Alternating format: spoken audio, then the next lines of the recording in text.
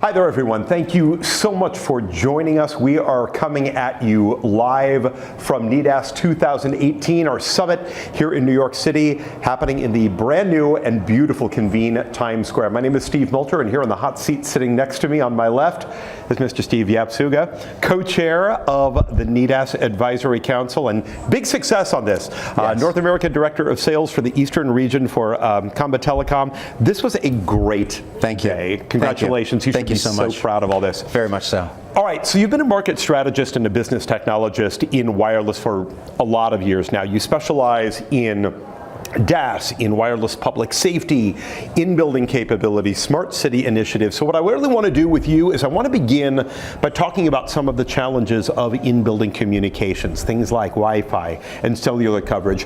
What do you think are the biggest challenges that we're facing and that we all need to address and overcome? Sure. So there's a number of challenges, Steve. I think that one of the initial challenges is change and adoption to change, because right now it seems that there's a real shift.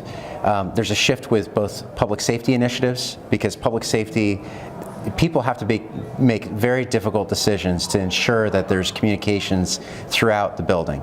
In terms of regular cellular connectivity or Wi-Fi, the tenant and the end user has the expectation that they have to have always-on availability.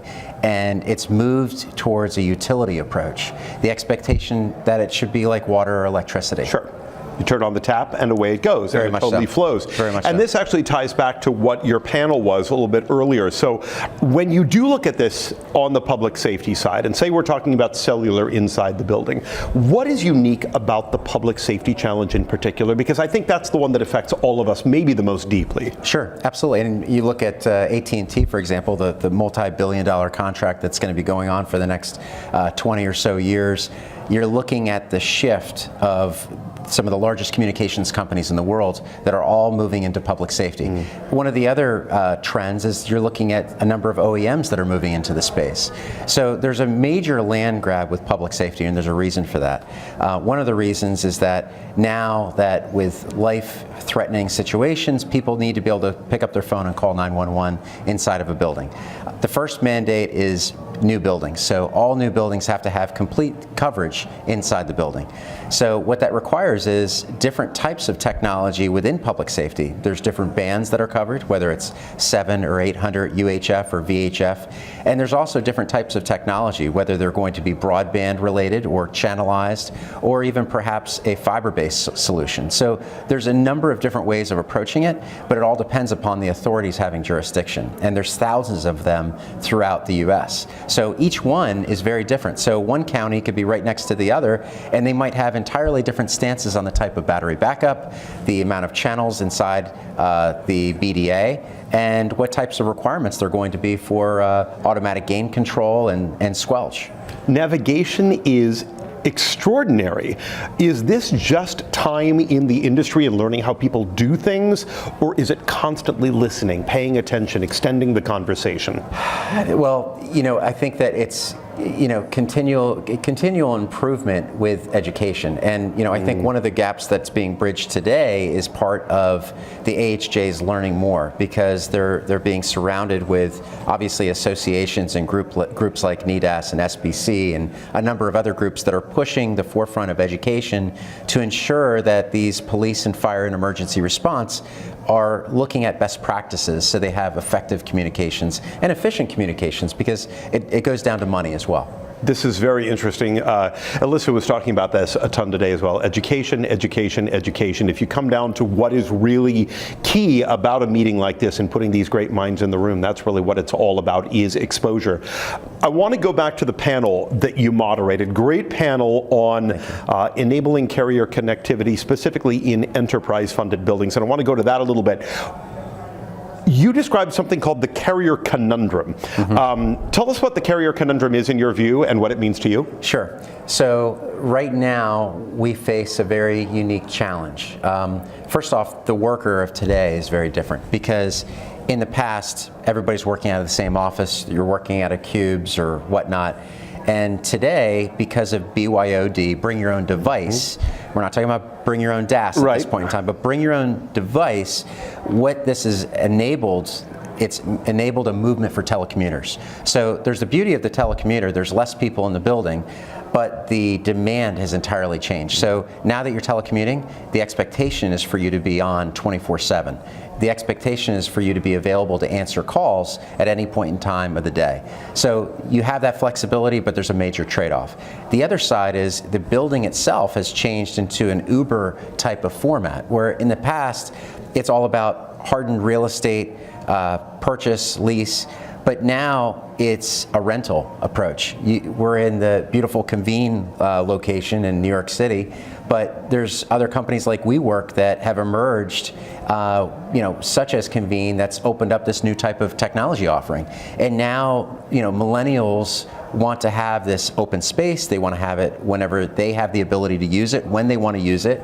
And so at the same point in time, when they're in here, not only are they going to use it with whatever spaces and the technology, but the expectation that the internet is going to be available, meaning that you've got to have solid connectivity, and that requires your mobile devices, because typically, folks have 4 or 5 mobile devices. So if you've got mobile devices and IoT devices, you need to be able to turn all of them on. So that requires infrastructure.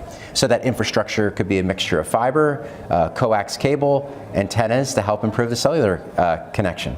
And that could go back to a myriad of ways of, you've got small cell, you've got BTS, you've got various signal sources, MBDAs that could help provide the signaling inside of the building. So there's a number of different ways to approach that. Not just one method to the destination, it's Absolutely. a number of avenues. And I'm glad you brought up BYOD, because I personally want to start a revolution that we change it to BYO4D or BYO3D, because it's not a device any longer. No. It's how many devices No. are you bringing in So the door. True. You just touched on it, and I want to go a tiny bit further with the changes in the real estate market.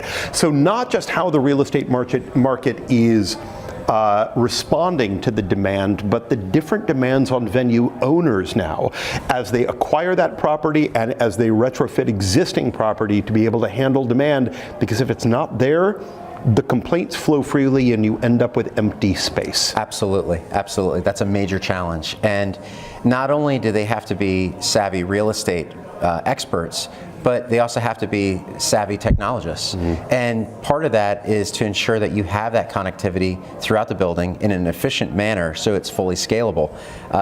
There's a lot of push and talk about 5G, and that's certainly going to arrive, but for the time being, they have to have full connectivity from a 4G standpoint. They have to be able to have ubiquitous carrier coverage.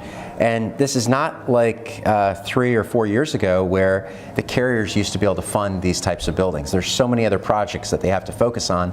So now it's an open door. And so now you've got these VC style groups that are coming in to help fund and perhaps lease it back. So you go from a CapEx to an OpEx. Yeah, and this is where the middle prize really comes into play, because it's such an untapped market of just extraordinary value. Absolutely, absolutely. Yeah. The middle prize DAS market is really the ripest, largest opportunity. It's the biggest land grab, because you're talking about most buildings throughout the United States are under 600,000 square feet. So there's such a surplus of these buildings, not only for tenants, because it's ripe for tenants, but you also have so many users within these spaces that are renting and leasing and moving in and moving out. So we need to ensure that they've got connectivity. Absolutely. Steve, it's been a great day. It's been a long day. Yes. Thank you for taking. You are the last person that I get a chance to talk to today, and your energy is still good, and you're focused, and you're smiling, and you're clearly happy about the event. Absolutely. It's been great. Such a pleasure. Major success. Thank you. Thank you. Thank you. And again, thanks to all of you. We will see you at a future NEDAS Summit. Thank you.